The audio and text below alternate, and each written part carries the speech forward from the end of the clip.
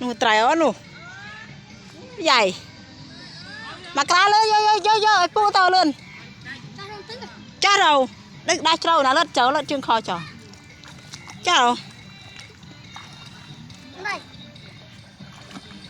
lên cha xoay phệ trà vừa lại tờ du này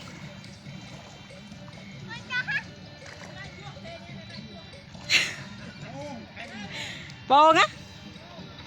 thom là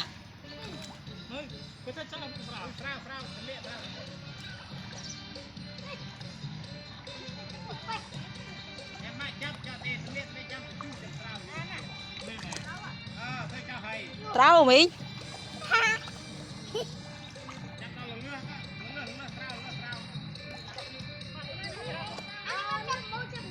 bát